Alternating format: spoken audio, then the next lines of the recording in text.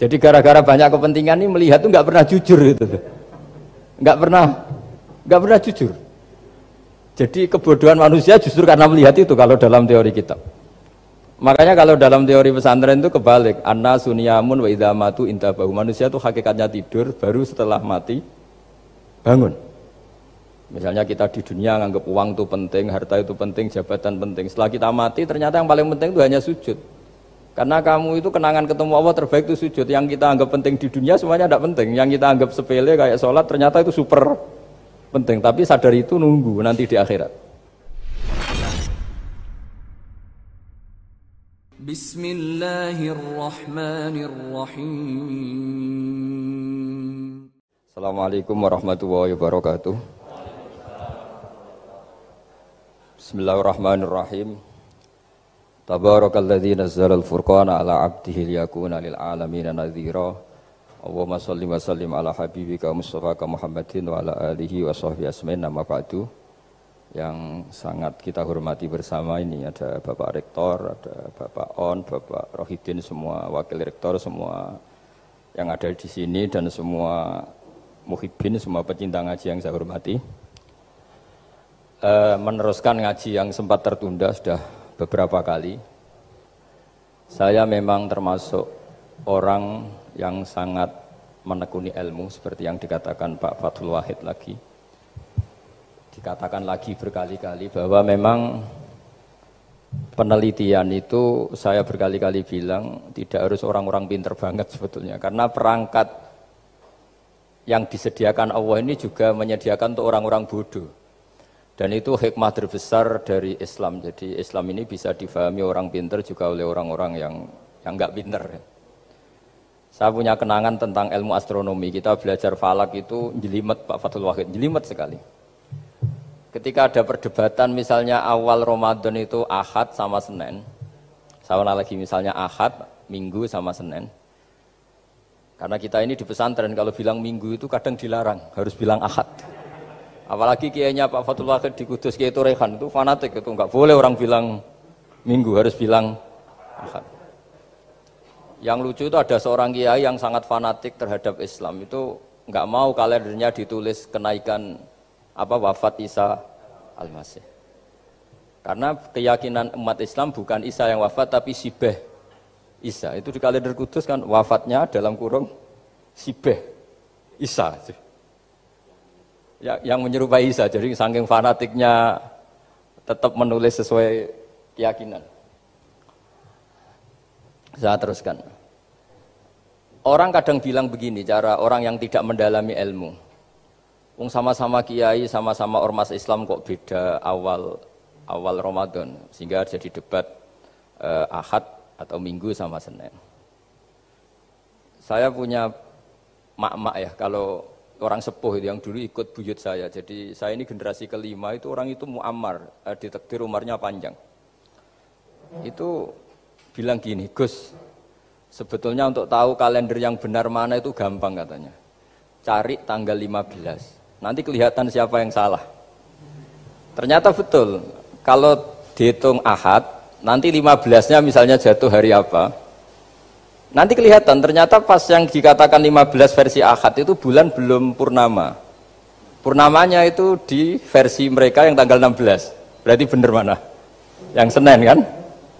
Tapi yang versi Senin ternyata betul pas 15 pas purnama. Artinya apa? Allah menyediakan perangkat untuk menguji Senin apa Ahad dengan cara awam, yaitu nunggu tanggal 15.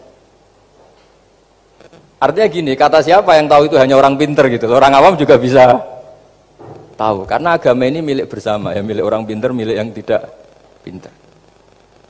Sehingga dalam pola-pola Islam, di antara madhab Syadzili, madhab Thariqah Naqsyabandiyah, itu beliau di antara kampanyenya gini, kata Thariqah Naqsyabandiyah. Thariqah kami ini, yastawi fistifadatiha ar-rijalu wasibyan. Popularitas Thariqah saya mudahnya difahami ini antara orang pinter yang sudah dewasa sama anak-anak kecil ini sama. Kenapa demikian? Kalau dalam filosofi kebenaran itu ada pepatah fa innal haqqa adharu min syamsidz dhahirah. Kebenaran itu lebih jelas ketimbang matahari di siang hari. Sehingga mereka dengan mudahnya mensifati Allah misalnya az-zahir, zat yang begitu jelas. Kenapa Allah begitu jelas? Karena ulama dulu cara, kalau dalam bahasa pondok mensifati, menstatuskan. Alam raya ini maujud. Maujud itu ada. Di mana-mana sesuatu yang ada itu ya diciptakan oleh yang ada. Masa Anda ada kok menciptakan yang ada. Sehingga mereka tidak pernah tertarik sama faham komunis, ateis, bahwa alam ini dimulai dari ketiadaan. Pertanyaannya adalah bagaimana sesuatu yang tiada menyebabkan yang ada. Sehingga ulama dulu pinter, sifat wajib itu apa? Wujud.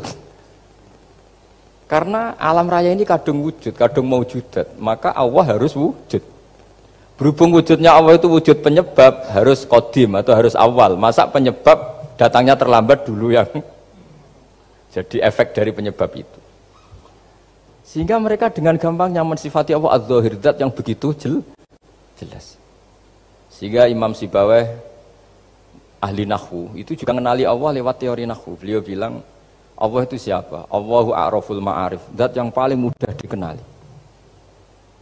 Nah sehingga tadi seperti yang dikatakan Pak Rektor, sebetulnya perangkat ilmu seperti tadi menemukan bulan itu diantaranya ditemukan kalau bulan tuh nggak rata itu ya lewat teori gambar, karena sekian jarak punya akibat sekian, punya misalnya kita melihat gunung kelihatannya indah, padahal di situ ya ada lubangnya, ada pohon yang tertebang, ada pemandangan yang nggak indah, tapi gara-gara dilihat dari jauh semuanya indah. Maka disarankan orang yang baru nggak suka istrinya terus melihat dari jauh, tinggal minggat lah kira-kira. Kalau ditinggal minggat 2 bulan itu mesti cinta lagi itu, kan fungsinya baru kelihatan itu. Tapi kalau dekat terus tuh mesti sama neknya lah kira-kira gitu, sama mangkelnya. Sehingga itu ya dipakai teori juga dalam silaturahim. Di agama terkenal ada pepatah zuruhibban tasdad hubban. Jadi ya jangan sering ketemu, nanti kamu gampang cinta. Kalau sering ketemu ya gampang bosen lah kira-kira seperti itu. Nah, kemudian teori-teori awam ini dikembangkan. Yang awam, jadi dulu orang menemukan matahari itu besarnya kayak apa, rembulan besarnya seberapa, itu dilihat setiap kita melihat mobil itu jarak 1 kilo masih kelihatan sekian meter, nanti kalau 2 kilo berkurang sekian senti, kalau 3 kilo berkurang sekian senti, terus dikalikan ya kira-kira seperti itu. Kalau rembulan masih kelihatan segede itu berarti kali sekian pengurangan tadi, terus ditemukan. Makanya kita Pak Fathul Wahid yang di pesantren yang memang serius ngaji, itu di situ ada ilmu falak, itu ditemukan sebelum ada teknologi. Jadi kita tahu gerhana itu lamanya berapa, terus yang kena gerhana sisi mana, terus itu dihitung. Karena dari dulu sains, ilmu itu di atas teknologi. Jadi kalau keyakinan kita di pesantren, teknologi itu hanya menyumbang nggak sampai 30%. Jadi orang bisa menemukan pesawat misalnya itu karena melempar batu, kalau masih ada tekanan batu itu tidak akan jatuh. Padahal batu itu tidak ada mesinnya, asal ada tekanan dia tidak jatuh. Terus dihitung kecepatan berapa yang menjamin sesuai itu tidak jatuh. Hanya ditemukan pesawat, meskipun mau landing harus tetap banter, karena kalau tidak banter jatuh. Itu dihitung, artinya dari sains dulu baru ditemukan teknologinya untuk gimana supaya tetap kecepatan sekian itu ketika mau landing. Nggak boleh pesawat direm, kalau direm ya jatuh, karena tadi seperti batu dilempar dia nggak jatuh ya kalau masih ada tekanan. Sehingga instrumen itu ditemukan juga di bab tauhid. Saya punya kitab namanya Hasyiatut Turmusi, dikarang ulama top Indonesia, namanya Syekh Mahfud At-Turmusi. Itu beliau cerita, Imam Al-Amudi itu ulama top, tapi dia itu unik, tiap ngajar santrinya itu ngajar matematika, ngajar ilmu eksak. Terus ditanya, sampai muridnya itu ragu, ini guruku masuk surga enggak, ini kiai kok hanya ngajar matematika. Ya kira-kira ngajar, ya seperti mahasiswa jenengan kan, ini rektor masuk surga enggak, ngomong teknik terus gitu loh. Tapi gurunya kayaknya enggak terima, disuudoni santrinya itu enggak terima, karena beliau seorang wali. Murid-muridnya itu bermimpi. Ini penting saya ceritakan, mungkin agak aneh di dunia kampus ya, di bab ini. Kalau dalam teori kita, Pak On itu, mimpi sama nyata, melihat itu otoritatif mimpi. Ini yang agak aneh di ilmu pesantren. Jadi melihat jenengan langsung dengan mimpi itu otoritatif mimpi. Karena mimpi, ru'yal mukmin dijamin oleh Rasulullah sama dengan 46 juz'un minan nubuwah. Jadi persennya itu besar sekali, 46. persen dari juz'un minan nubuwah, otoritatifnya. Nah tentu tidur yang benar. Logikanya gini, kata-kata kitab-kitab menjelaskan. Orang kalau melihat langsung itu pasti terpengaruhi oleh cinta atau tidak cinta, senang atau tidak senang, sedang butuh apa enggak. Jadi kalau saya sedang butuh dengan Pak Rektor itu melihatnya dengan penuh harapan. Jadi kalau saya sakit mau mati itu senang lihat dokter karena ini harapan, Rektor nggak ngefek gitu kan gitu. Tapi kalau saya politikus ngelihat ketua partai itu lebih respect ketimbang melihat dokter. Jadi gara-gara banyak kepentingan ini melihat itu nggak pernah jujur gitu. Nggak pernah jujur. Jadi kebodohan manusia justru karena melihat itu kalau dalam teori kitab. Makanya kalau dalam teori pesantren itu kebalik, anna sunyamun wa idza matu intabahu. Manusia itu hakikatnya tidur, baru setelah mati bangun. Misalnya kita di dunia nganggap uang itu penting, harta itu penting, jabatan penting. Setelah kita mati ternyata yang paling penting itu hanya sujud. Karena kamu itu kenangan ketemu Allah terbaik itu sujud. Yang kita anggap penting di dunia semuanya tidak penting. Yang kita anggap sepele kayak sholat ternyata itu super penting. Tapi sadar itu nunggu nanti di akhirat. Ya saya ini termasuk syukur yang sadar sebelum sampai akhirat. Jadi termasuk orang yang beruntung lah gitu. Nah, kenapa mimpi itu begitu penting? Karena tadi ketika orang tidur itu off semua, sistem sarafnya, sistem apanya. Yang ada hanya pengendalian Tuhan. Karena dia tidak bisa mengendalikan dirinya sendiri. Apalagi kalau tidurnya benar ya tentu pakai wudhu, terus pakai doa-doa, terus menghadap kayak mayit itulah, standar mayit itu menghadap ke kiblat kayak posisi mayit itu. Sehingga dia ada intervensi pada dirinya sendiri, ya tidak punya keinginan dari dirinya sendiri. Kamu kan nggak bisa ingin, wah tidur ingin ketemu wanita cantik kan tidak bisa nentukan gitu. Akhirnya ya benar-benar hanya milik Allah. Apalagi kalau kita bacanya benar, terus pikirannya benar. Makanya uniknya dalam Islam adalah doa mau tidur dengan wiridan setelah sholat itu ajarannya Nabi banyak mau tidur. Wiridan subhanallah 33, alhamdulillah 33, Allahu akbar 33 dan disempurnakan seterusnya itu ijazah Nabi kepada Sayyidah Fatimah itu untuk mau apa? Tidur. Bismika wada'tu jambi wa bismika arfa'u sampai doanya panjang. Allahumma aljatu zuhri ilaika, panjang sekali doa mau tidur. Saya yakin jenengan ndak hafal dan ndak. Paling ya bismika wada'tu jambi apa? Bismika Allahumma ahyawamu. Itu sebagian ustadz bilang itu doa ngaji katanya. Oh, itu. Ada seorang ustadz saking mangkelnya, ibu sudah baca doa ngaji? Belum, tak diwarai. Bismika Allahumma ahya bismika wa amut. Wah itu kan doa mau tidur Pak Ustadz. Iya biasanya kalau ngaji tidur. Jadi doa itu kalau itu doa mau. Akhirnya mimpi itu penting. Karena di situ manusia nggak punya nafsu, nggak punya keinginan. Sehingga yang ada itu kata Nabi itu ada sittatun wa arba'una juz'an minan nubuwah. Sehingga dulu itu mimpi itu jadi sarana betul. Kita tahu kan cerita orang-orang dulu. Fir'aun itu kurang jahatnya, kurang kelirunya. Dia mimpi ada api dari Bani Israel yang membakar kerajaannya.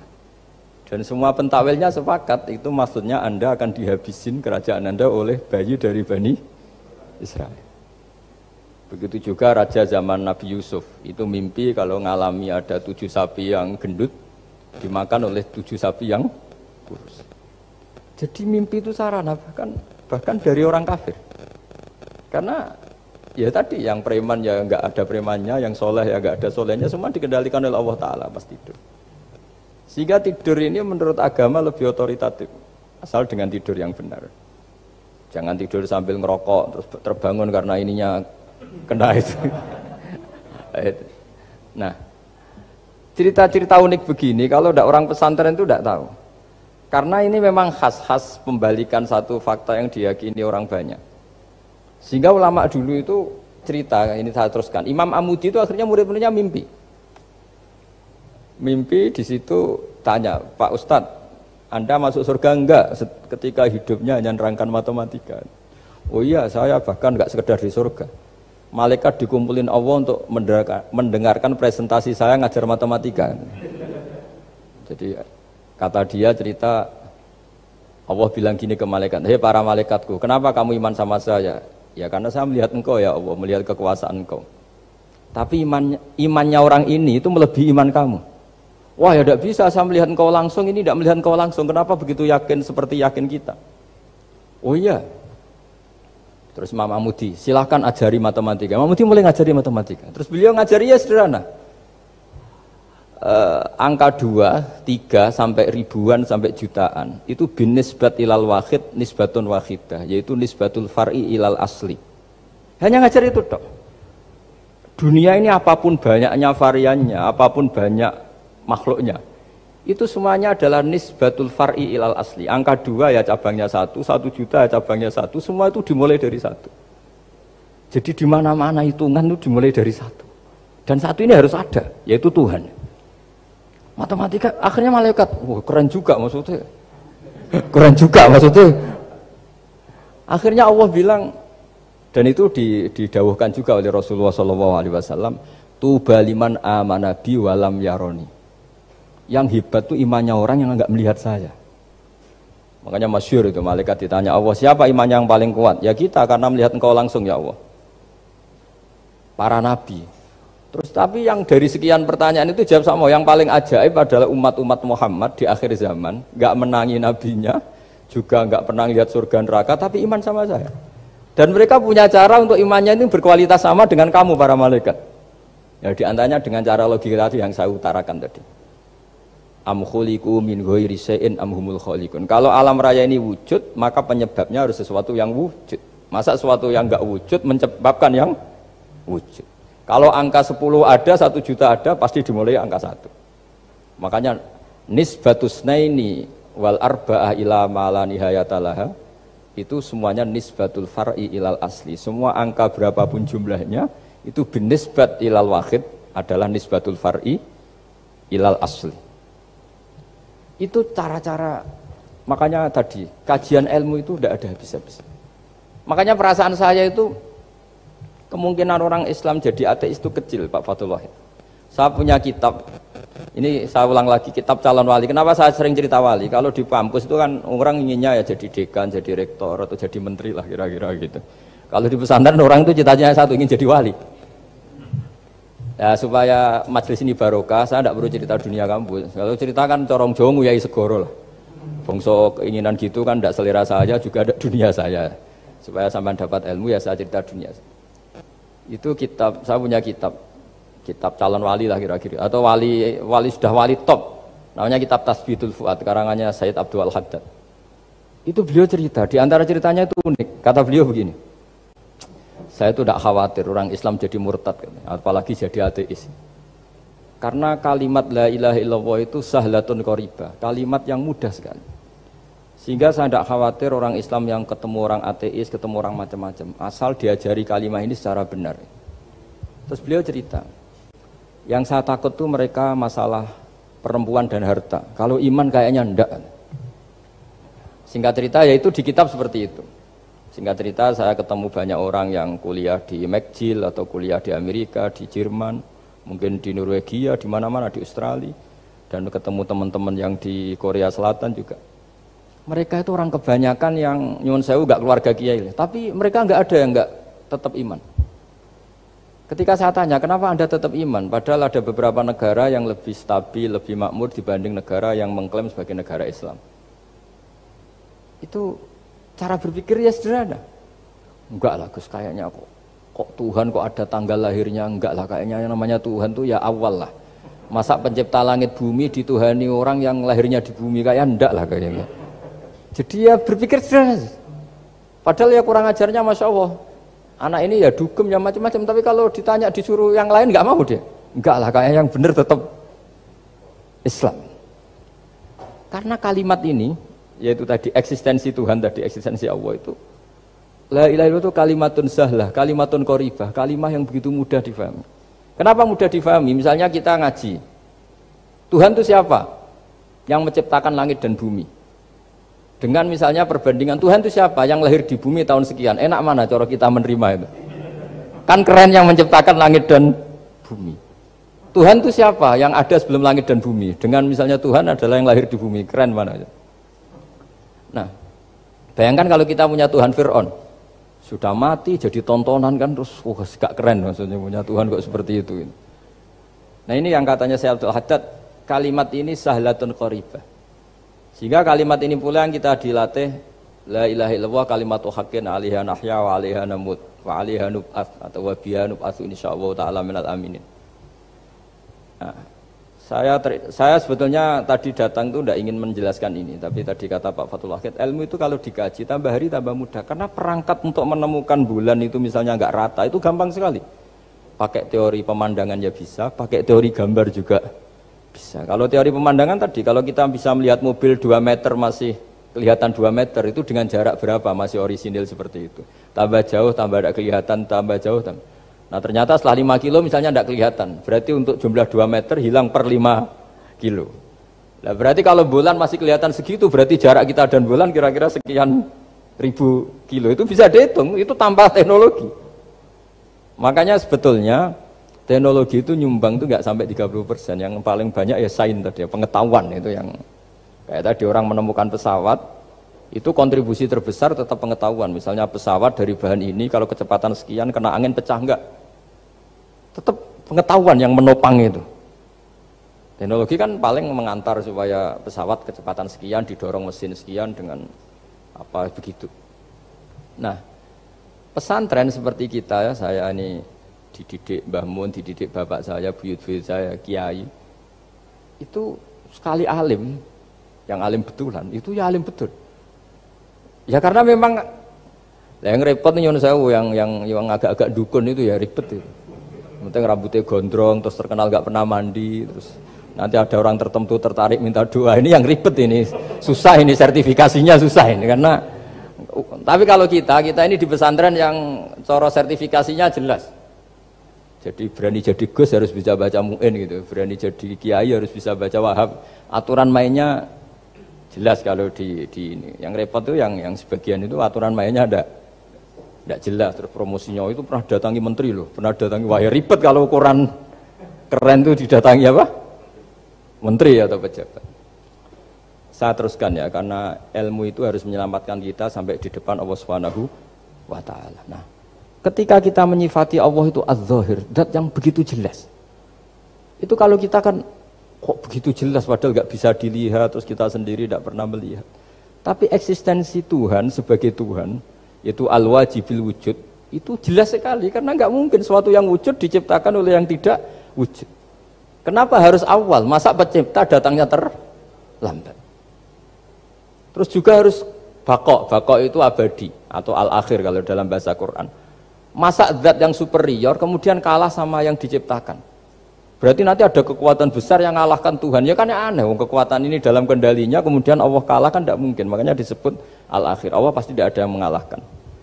Terus diantaranya lagi disebut qiyamuhu binafsihi. Kalau dalam bahasa Quran disebut al-qayyum, zat yang berdiri sendiri. Gak boleh Tuhan butuh yang lain. Kalau butuh yang lain berarti bergantung pada yang lain, dan nggak usah jadi Tuhan lah kalau masih butuh yang lain.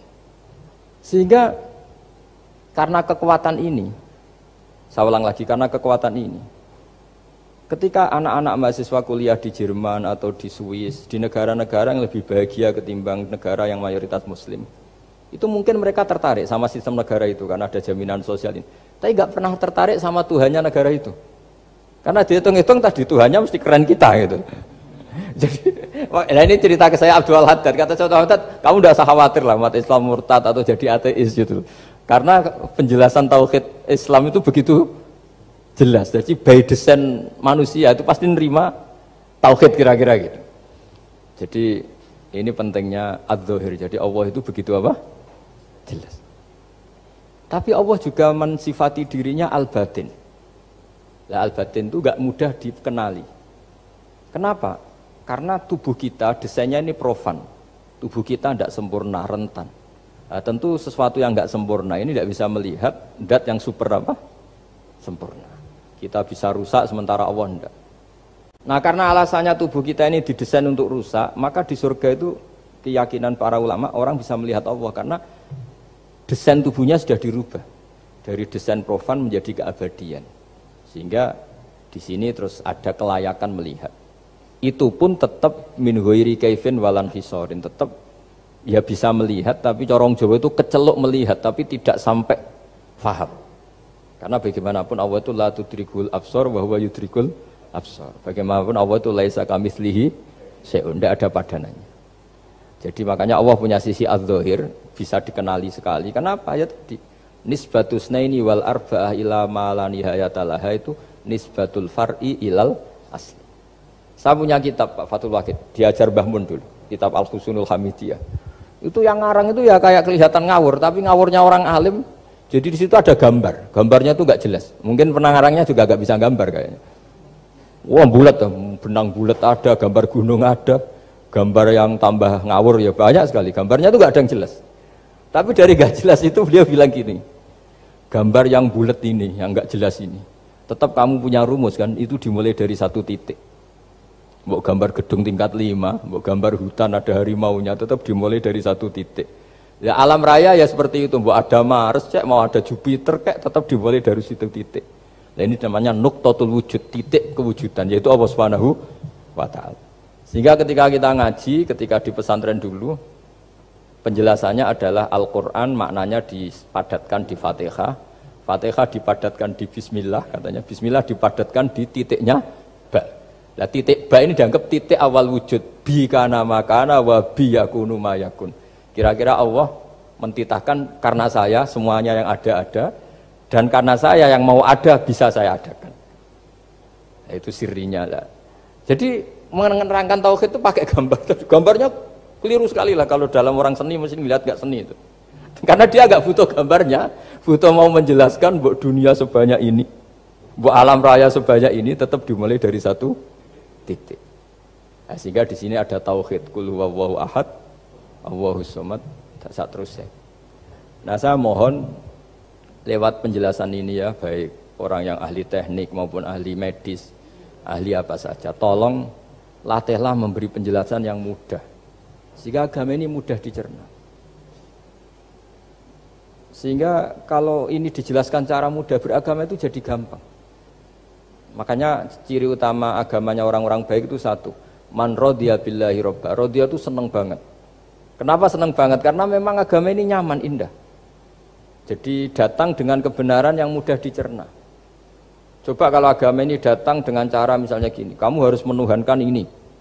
Dan kita tahu itu lahirnya di bumi. Kan ada yang ganjel. Kok Tuhan sama buminya dulu, buminya ini gimana ini? Kan pusing. Bu Anda profesor nggak bisa jawab itu. Tapi kalau Tuhan itu adalah yang ada sebelum langit dan bumi kan. Ya iyalah, masa Tuhan terlambat datangnya kan, terus enak gitu, menerimanya itu. Makanya diantara kekalahan Fir'aun berdebat, ya Nabi Musa ya Nabi lah, juga proses ya. Nabi Musa ketika ditanya Fir'aun, wama Rabbul Alamin, Tuhan kamu itu siapa? Jawabnya Nabi Musa, Rabbus samawati wal ardi, yang menuhani langit dan bumi. Itu Fir'aun masih bisa ngeles. Saya jalan-jalan kemana-mana, yang dituhankan saya, berarti yang Tuhan ya saya dong. Ma'alim tulakum min ilahin apa? Ghairi, kata Fir'aun. Soal Tuhan kamu di langit begini, kata Fir'aun. Haman dipanggil, Haman bikinkan piramida yang paling tinggi, saya ingin melihat Tuhannya Musa. Musa bingung kan, padahal kalau naik piramida nanti Fir'aun pun tidak bisa melihat Allah kan. Wong yang nabi yang kiai aja gak bisa melihat, apalagi Fir'aun. Padahal celakanya ketika dia tidak melihat Allah, dia akan mengatakan Allah itu tidak ada, ribet kan.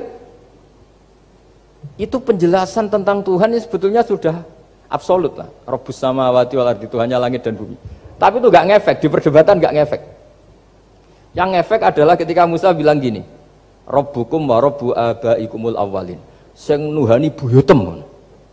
Wah kaget pengawal-pengawalnya langsung do iman meskipun secara siron, secara rahasia. Iya, nah, Quran pangeran berarti buyute ra di pangeran. Kan pangerane putune berarti buyute wah ribet kan?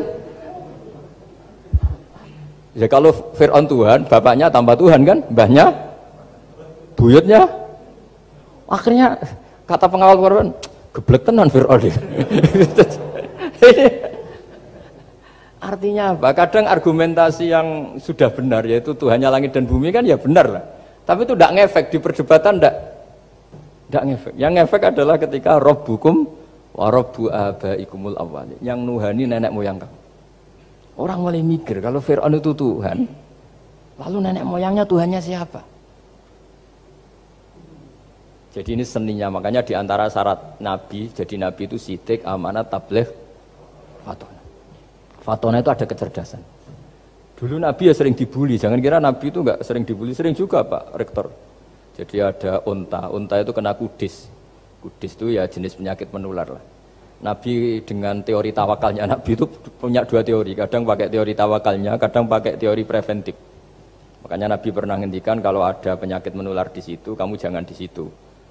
Itu pakai teori preventif. Tapi kadang Nabi pakai teori tawakal. Nabi menghentikan la adwa wala tiaratan. Tidak ada penyakit menular. Terus orang-orang yang ya usil lah kira-kira gitu. Ada unta kena kudis dijejerkan yang waras. Ternyata yang waras ikut kudisen lah, ikut sakit. Senang orang ini.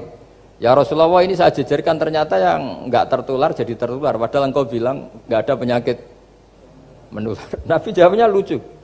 Faman a'dal awwalah. Kalau yang pertama ini tertular siapa? Dia dikira Nabi itu kalah karena melihat unta yang kedua. Ternyata Nabi enggak, ketika dipanggil ya Rasulullah ini unta agak gudikan, tak jajarkan yang kudisen, ternyata ikut kudisen. Berarti penyakit itu menular. Tapi Nabi jawabannya faman a'dal awal. Lalu yang kena penyakit pertama tertular oleh siapa? Wah itu asli dari Allah. Ya maksud saya seperti itu kata Nabi. Nah itu yang dikatakan fatona. Jadi Nabi itu harus punya sifat apa? Fatona. Karena dengan kecerdasan itu Nabi bisa berargumentasi. Kayak tadi, ketika Fir'aun dikatakan Allah yang menuhani langit dan bumi, Fir'aun masih mengklaim dia Tuhan. Karena di mana-mana dia dituhankan. Tapi ketika diingatkan bahwa kamu anak seorang manusia, punya bapak, punya kakek, punya buyut, punya canggah kalau bahasa Jawa. Lalu kalau kamu yang Tuhan, dan Tuhan dimulai Anda, lalu mbah-mbah kamu Tuhannya siapa? Gak bisa jawab kan? Akhirnya banyak punggawa yang saat itu iman. Jadi iman itu bisa menghunjam kepada siapa saja termasuk yang orang-orang topnya Fir'aun. Sehingga ketika Fir'aun rapat Musa harus dibunuh besok, tangkap besok. Sebagian mereka itu membocorkan informasi itu. Datang ke Musa, tadi malam kita ikut rapat, keputusannya Anda dibunuh, maka larilah kamu. Itu barokahnya iman. Artinya ya karena logika Musa lebih masuk akal ya mereka lebih percaya sama Musa. Tapi gara-gara profesi ya tetap kerja. Dan yang mulai ribet dunia. mulai ribet jadi. Makanya kamu jangan tanya kaifa hukmul mukmin sing yukhfi imanahu. Bagaimana hukumnya orang mukmin yang menyembunyikan imannya demi aman. Ya tidak usah kamu jawab. Kalau kamu jawab boleh ini kok kayak pecundang. Kalau kamu jawab haram pernah terjadi itu. Wa qala rajulun mu'minum min ali fir'auna yaktumu imana.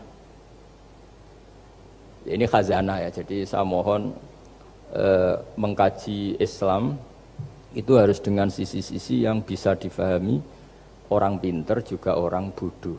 Kata Imam Ghazali banyak itu, karena hadatin itu harus difahami orang pinter juga orang bodoh. Terus contoh yang paling populer tentu sering saya utarakan masalah iddah. Iddahnya orang terceraikan itu 3 kali masa suci. Kalau menurut Abu Hanifah 3 kali masa haid. Orang pintar tahulah kalau perempuan sedang haid, menstruasi pasti sedang tidak hamil. Sehingga kalau dia sudah haid 3 kali ada kepastian tidak hamil. Kalau tidak hamil artinya apa? Enggak ada sperma dari zaut awal, suami pertama yang jadi anak dia.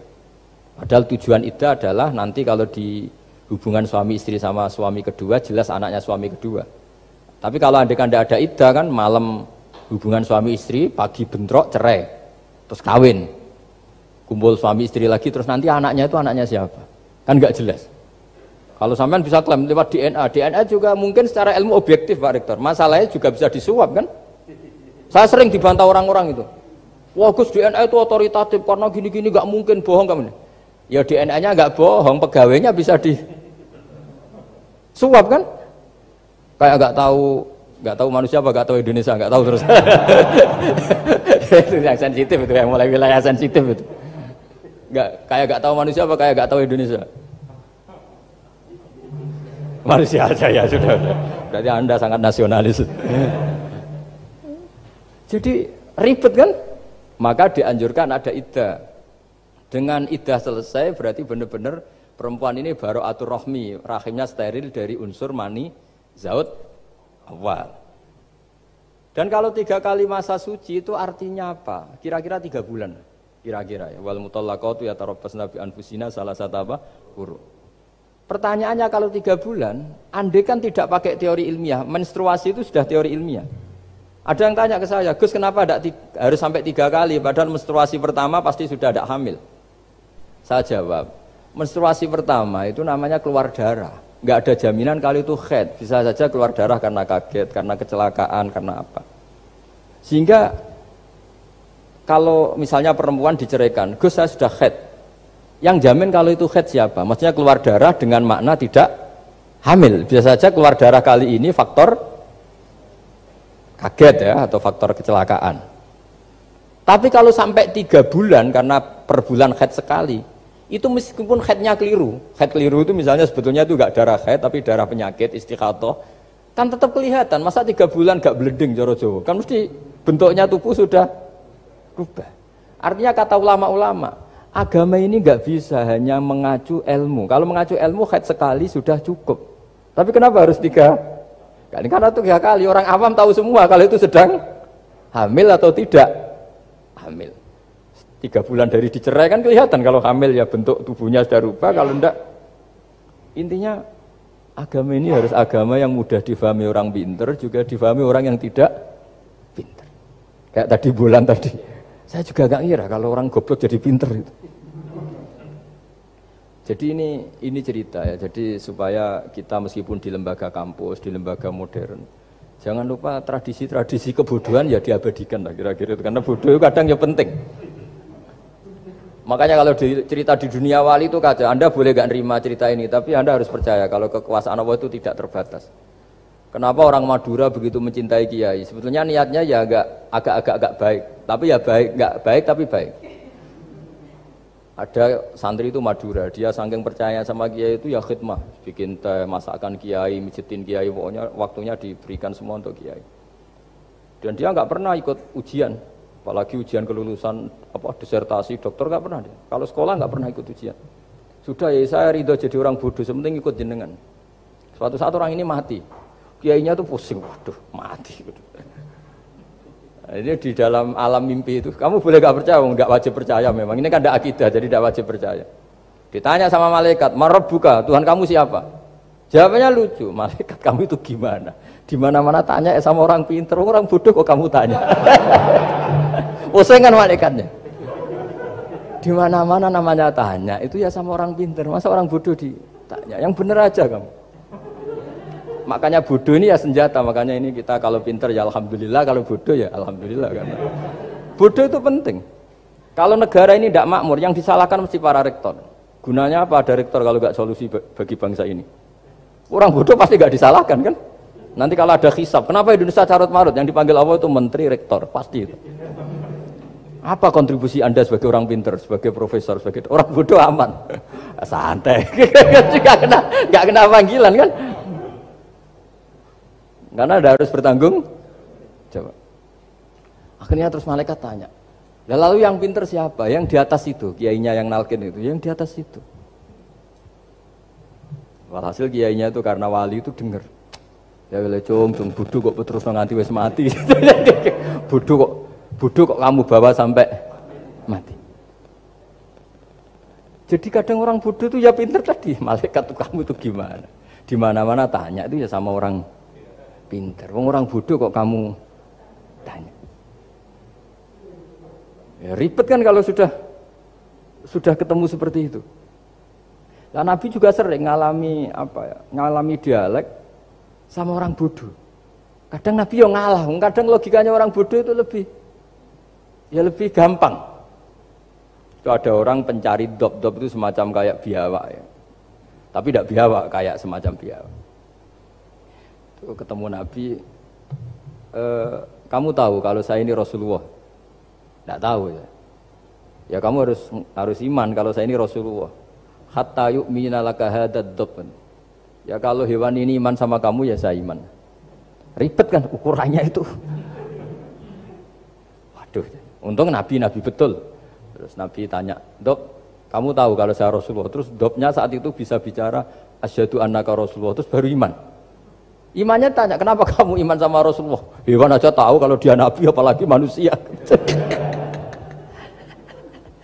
Sehingga di masyhur itu di acara-acara kita kalau wadhabbu wal ghazalah yasyadani laka bir risalah itu wadhabbu wal ghazalah yasyadani laka berrisalah. Sehingga, nah kekeliruan kita, saya sering ngomong di mana-mana, matur di mana-mana. Masyarakat Indonesia mayoritasnya tetap yang nggak pinter. Orang Islam mayoritas yang nggak pinter. Lalu orang nggak pinter ini diabaikan sehingga mereka tidak jadi energi yang luar biasa untuk mengawal Islam atau mengawal Indonesia. Itu keliru menurut saya. Menurut saya orang-orang yang nggak pinter pun itu punya nurani. Zaman kita dijajah Belanda, itu tidak semua orang rektor, tidak semua orang profesor, tidak semua orang kiai, tidak semua orang alim. Mereka orang-orang yang nggak terpelajar, tapi tetap tahu caranya melawan apa? Belanda, melawan penjajah. Karena tadi manusia ini diciptakan itu sudah punya pengetahuan. Seperti mukadimah dibaca Pak Rektor, Iqra wa rabbukal akram alladzi 'allama bil qalam 'allamal insana ma lam ya'lam. Jadi bawaan manusia itu akan tahu untuk sesuatu yang perlu diketahui meskipun dia orang bodoh. Saya ulang lagi, meskipun mereka orang apa? Orang bodoh. Nah, di sini ini Islam datang yastawi fistifadatiha fistifadati syariah ar-rijalu wasibyan, bahwa ukuran kebenaran itu adalah siapapun mudah tahu. Bahwa angka 2, angka 3, angka 5 itu adalah far'ul wahid, cabang dari angka 1. Fal aslu huwal wahid, yang asli adalah angka 1. Dan 1 ini harus 1. 0, itu ditemukan untuk setelah ada angka 1, jangan keliru kamu. Tanpa ada angka 1 tidak ada 0, 0 ada gunanya kalau ada 01. Misalnya ada orang bilang, tapi kan ada 0,5, tetap saja harus ada angka 1, nggak bisa. Kamu bayangkan 0,5 kan karena ada 1. Artinya apa? Kamu bilang separuh dari 1. Tapi itu pun karena sudah ditemukan aljabar. Makanya kalau dalam matematika Arab, mungkin di sini banyak orang eksak. Kalau matematika Arab itu mudah sekali Pak. Orang Arab itu nggak mau bilang 2,5. Misalnya zakatnya tijarah itu 2,5. Itu kan kalau kita zaman SD kan garap porogapit. Itu orang Arab nggak mau. Saya pernah cepet-cepetan garap matematika, yang ahli matematika sama saya, itu cepet saya. Karena saya pakai matematika bodoh. Justru itu gampang. Kalau orang Arab cara berpikir gini, kalau bilang 2,5 itu rubu'ul usur. Apa? Rubu'ul usur. Dari rubu'ul usur gini, 1/4 dari 1/10. Jadi misalnya 100 1/10-nya berapa? 10. Setelah 10, 1/4-nya berapa? 2,5. Jadi bertahap, rubu'ul usur. Sehingga misalnya gitu, 1 juta kan angkanya nolnya kan 6. Kalau kamu porogapit 2,5 kan keweselan dia porogapit. Kalau orang Arab gampang, 1 juta 1/10-nya berapa? 100. 1/4-nya 25. Berarti 2,5-nya 1 juta 25.000. Orang Arab bilangnya rubu'ul usur. 1/4 dari 1/10. Jadi di 1/10-kan dulu baru di 1/4. Jadi lebih cepat. Sampai pakarnya tanya, Gus kok bisa gini? Wah, aku anak kiai ngawur. Saya ini, makanya banyak orang pesantren itu pintar matematika. Sebetulnya matematika yang model, ya sebenarnya kayak agak model bodoh itu. Tapi itu gampang, orang awam gampang. Kalau kita kan enggak, misalnya zakatnya zuru, zakatnya tanaman itu 1/10 atau 1/20. Kalau orang Arab enggak mau 1/10 atau 1/20. Berarti kalau 100 ton atau 100 pintal berarti berapa? 10 atau 5 kan? 1/10-nya 100 berapa? 10. Kalau 1/20-nya 5. Kalau hitung-hitungan di fikih zakat orang modern kan 1/10 atau 1/20. Kalau orang Arab nggak mau bilang gitu. Zakatnya zuru itu al-usyur 1/10. Berarti per 100 ton misalnya 10. Atau nisful usyur, separuh dari 1/10. Jadi nggak mau bilang 1/20. Usyur atau nisful usyur. Gampang mana coba? Ya kan, usurnya kan 10. Kalau nisful usur 5 atau 1/20. Daripada gawe porogapit, wah seruat. Jadi kita ini yang kelihatan goblok matematikanya ya pinter juga gitu. Meskipun ya tetap goblok karena tidak nekuni gitu. Sehingga di pondok itu ya dulu diajarkan faraid, falak itu ya gampang sekali karena memang hitungan Arab gitu. Kalau bilang 2/3 itu sulusani apa? Jadi 6. 2/3-nya 6 berapa? 6 sulusnya berapa? Sepertiganya 2. Nah, sepertiga itu sepertiga 2 kali. Berarti berapa? 4. Ya 6 itu 2/3-nya kan? Pokoknya bahasa Arabnya sulusan. Kalau orang terjemahnya berapa? Kalau orang 2 kali sepertiga, Pak. 2/3. Sulusan itu 2/3. Nah, itu kalau orang Arab bilang enggak 2/3, sulusani. Sepertiga 2 kali. Jadi 6 di sepertiga dulu 2. Nah 2 itu 2 kali. Berarti berapa? 4. Jadi itu. Nah Quran itu ya kira-kira gitu. Jadi kelihatannya goblok, tapi itu pinter itu. Yang porogabet kelihatannya pinter, tapi tidak pinter. Ukuran orang pinter yang mempermudah yang sulit. Jangan mempersulit yang mudah kan itu. Makanya saya bilang ini yang pinter yang mana itu. Nah, saya kembali lagi ke tadi. Jadi agama ini datang dengan sebegitu mudah. Sampai matematika yang katanya sulit, itu matematika Islam itu mudah sekali. Karena tadi, misalnya kalau 1 miliar zakatnya 2,5% berapa? Kan pusing kan? Tapi kalau kamu pakai teori rubul usur 1 miliar, usurnya 100 juta. Seperempatnya 25 juta. Berarti per 1 miliar. Gampang mana coba sama ngomong itu? Nanti ada yang nyeleduk gampang kalkulator Gus. Ya ribet lagi kan kalau kalkulatornya pas hilang. Atau pas dipakai anaknya belajar daring, ribet kan HP-nya. Jadi ini cerita ya. Jadi seperti yang dikatakan Pak Rekro tadi, sebetulnya ciri utama ilmuwan atau ulama atau profesor atau doktor itu usahakanlah yang mudah itu, yang sulit itu menjadi apa? Mudah. Yuridu wa bikumul yusra wa la yuridu bikumul usra. Sehingga kata Imam Alamudi, dia menjadi wali besar itu justru karena belajar tauhid. Yang dari belajar matematika tadi, dari matematika dia tahu bahwa angka berapapun jumlahnya itu binisbat ilal wahid, itu semuanya nisbatul far'i ilal asli. Semua itu cabang dari satu. Alam ini kayak apa besarnya, apa Mars, ada Jupiter, tetap semuanya nisbatnya ke Allah adalah nisbatul far'i ilal asli. Semua itu diciptakan oleh pokok yang satu, yaitu Allah Subhanahu wa ta'ala. Saya kira demikian. Assalamualaikum warahmatullahi wabarakatuh. Disampaikan terima kasih wa jazakumullahu khairan. Subhanallahi wa bihamdihi adada khalqihi wa ridha nafsihi wa zinata arsyihi adada kalimatih.